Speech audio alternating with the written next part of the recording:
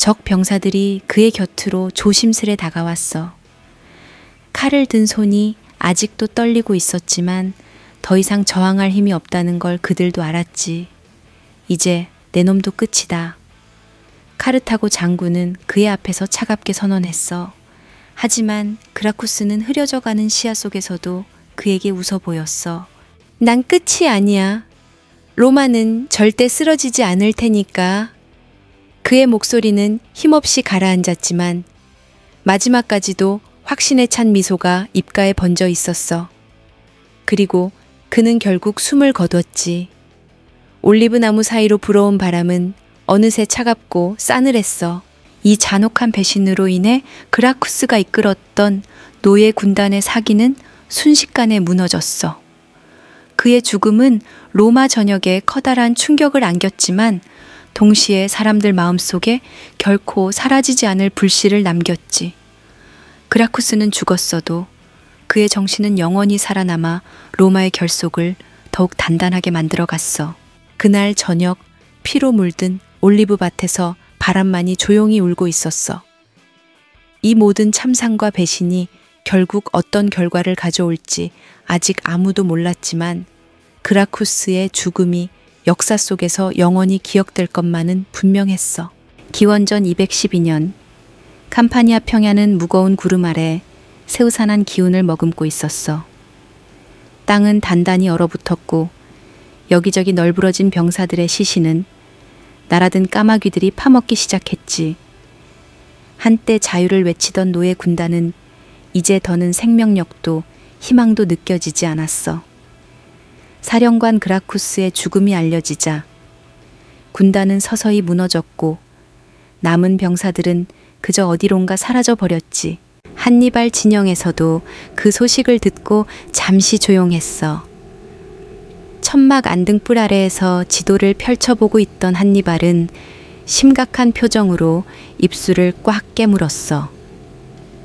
그라쿠스가 쓰러졌다. 로마는 다시 전력을 모으겠지. 부관들이 조용히 한니발의 눈치를 살폈어. 한니발은 타란토를 점령하고 카푸아를 구하려 했지만 이젠 모든 상황이 바뀌었어. 로마는 예상보다 빨리 자신들의 약점을 메웠고 그라쿠스의 죽음으로 이탈리아 남부에서 생긴 로마군의 공백마저 곧 메울 거라는 걸 모두가 알고 있었지. 장군, 이젠 저들도 방심하지 않을 겁니다. 북쪽으로 길을 열어야 합니다. 부관 마그발이 조심스레 제안하자 한니발이 낮은 목소리로 대답했어. 로마가 우릴 고립시키려 애쓰고 있어. 우리가 움직이는 곳마다 따라붙고 우리 병사들의 기력을 깎아먹으려 하고 있지. 남쪽의 도시들도 더 이상 우릴 쉽게 받아주지 않을 거야. 타란토 하나만으로는 전쟁을 끝낼 수 없어. 우리는 이 캄파니아 평야를 떠나 북쪽으로 방향을 틀어야 한다. 한니발의 눈빛이 다시 결연해졌어. 이탈리아에서 벌어진 지난 수년간의 전투와 갈등은 그에게 참혹한 승리와 고통스러운 패배를 동시에 안겼지만 아직 싸움이 끝나지 않았다는 사실만은 변하지 않았어. 캄파니아 평원 너머 한때 노예들에게 자유를 약속했던 그라쿠스의 시신이 버려진 채 차갑게 식어가고 있었어. 그의 죽음은 그를 따르던 병사들에게 엄청난 충격을 안겼고 이젠 그들이 어디서 누구와 싸워야 하는지조차 확신하지 못하는 상황이 되었지. 살아남은 병사들은 서로의 얼굴을 멍하니 바라보며 중얼거렸어. 장군님이 떠나면 우린 이제 어떻게 되는 거야? 어떤 병사는 창을 내려놓고 도망칠 생각을 했고 또 다른 병사는 원래의 노예 신분으로 돌아가는 게 두려워서 오히려 로마 편에 남기로 했어. 군단은 순식간에 무너졌고 남은 건 사방으로 흩어진 몇몇 병사뿐이었어. 로마 원로원은 이 소식을 듣고 빠르게 반응했어. 그라쿠스의 군단이 무너진 이상 남부 전선을 다시 강화하고 한니발을 완벽히 차단할 수 있다고 판단했지. 이제 카푸아를 철저히 봉쇄하고 타란토도 되찾을 때다. 한니발의 병력은 점점 줄어들고 우리에겐 여전히 군단이 충분하다. 원로원의 분위기는 다시금 결의로 불타올랐어. 로마는 이 전쟁이 간단히 끝나지 않는다는 걸 알고 있었지. 승리는 결국 누가 더 오래 버티느냐에 달렸다는 진실을 재차 깨달았어. 그라쿠스의 희생은 로마 시민과 동맹에게 다시 한번 긴장감을 불어넣었고 잿더미에서 다시 불길이 살아나듯 로마군은 다시 전열을 가다듬었지. 한니발 진영에서도 긴장이 커졌어. 이전처럼 그를 따르는 동맹국이나 부족들이 사라지고 있었고 병사들의 사기 또한 그다지 높지 않았어. 하지만 한니발은 결코 쉽게 포기하지 않았지. 이탈리아는 아직 우리를 잊지 않았어. 우리가 원하는 대결은 아직 오지 않았지만 반드시 로마가 숨기려는 약점을 찾아낼 거야. 그곳을 찾아내어 다시 한번 심장 깊숙이 창을 꽂아야만 해. 그의 말에 병사들은 침묵으로 대답했어. 피로가 깊었지만 한니발의 강한 의지가 그들의 발걸음을 계속 움직이게 했지. 그는 지도 위에 다시 손가락을 올렸어. 우리가 나아갈 길은 북쪽이다. 로마의 포위망을 피하면서 다시 한번 그들의 심장을 노리자. 그렇게 새로운 전략을 세운 한니발은 다시 말을 타고 병사들과 함께 북쪽으로 방향을 잡았어. 남부 전선에서 무너져 버린 그라쿠스 군단의 빈자리를 뚫고 북상해야만 했거든. 하지만 길은 험난했어. 로마군은 재빠르게 움직이며 포위망을 다시 세웠고 이탈리아 전역은 더욱 혼돈 속으로 빠져들었지. 타란토에서 카푸아로, 카푸아에서 다시 북으로. 한니발의 행군은 계속 이어졌지만 발걸음은 예전만큼 가볍지 않았어. 병사들의 어깨에선 기력 대신 무거운 침묵만 감돌았지. 여전히 그들은 한니발을 따랐지만 어디까지 갈 수 있을지 누구도 알지 못했어. 우린 아직 이기지 못했지만 졌다고 생각하지도 않아. 한니발은 병사들에게 조용히 말했어. 그 말은 다소 위태롭고 희미한 희망이었지만 그의 말이 가진 힘 덕에 병사들은 다시 창을 잡았지. 한니발의 전쟁은 결국 지루하고 잔혹한 인내전으로 접어들었어. 이 싸움이 얼마나 더 길어질지, 어디서 끝날지는 아무도 알 수 없었어. 하지만 분명한 건 그의 의지와 로마의 결의 사이에서 다시 한번 거대한 충돌이 벌어질 거라는 사실뿐이었지. 캄파니아 평원의 밤은 더욱 깊어졌고 병사들은 조용히 칼을 쥐며 또다시 하루를 준비했어. 한니발과 로마는 서로 다른 방식으로 서로를 쓰러뜨리기 위해 매일매일 최선을 다하고 있었어. 피로 얼룩진 전장과 무너진 도시들, 전투에서 패배한 이들과 다시 전열을 정비하는 자들, 모두가 이 끝없는 싸움의 한 부분일 뿐이었지. 그렇게 기원전 212년의 이탈리아 남부, 모든 이들은 다시 한번 누구도 완전히 무너지지 않은 채 지독한 인내의 길로 접어들었어. 기원전 212년 캄파니아 평야 카푸아 성벽 밖은 더없이 조용했어. 새벽을 앞둔 캄캄한 어둠 속 횃불 몇 개만이 불안하게 흔들리며 간신히 성벽 윤곽을 비추고 있었지. 로마군이 쌓은 촘촘한 포위망이 마치 짙은 구름처럼 도시를 둘러싸고 있었어. 방벽 위 카푸아 시민들과 병사들은 그 포위망을 보며 숨조차 제대로 쉬지 못한 채 하루하루 버티고 있었어. 성벽 아래 로마군 진영에선 가끔 낮은 목소리에 웃음소리나 희미한 쇠사슬 소리가 들려왔어. 가끔씩 병사들이 던진 불씨가 포위망 주변에 일렁였고 그 불빛이 번질 때마다 카푸아 병사들은 움찔하며 성벽 위에서 무기를 움켜쥐었지. 병사들은 말이 없었어. 오늘이 그날일까? 라는 질문이 그들 눈빛에서 흔들렸지만 아무도 함부로 말하지 않았어. 그들이 기다리는 건 단 하나. 한니발의 깃발이 지평선 너머에서 나타나길 바라는 작은 기적뿐이었어. 한편 카푸아에서 멀지 않은 로마군 사령부에선 집정관들과 참모들이 지도 위에 촘촘히 배치된 포위망을 들여다보며 논의 중이었어. 한니발이 또다시 이곳을 구하려 올까요? 젊은 참모가 걱정스럽게 물었어. 마르켈루스는 천천히 고개를 저으며 말했지. 그가 오길 기다리는 거다.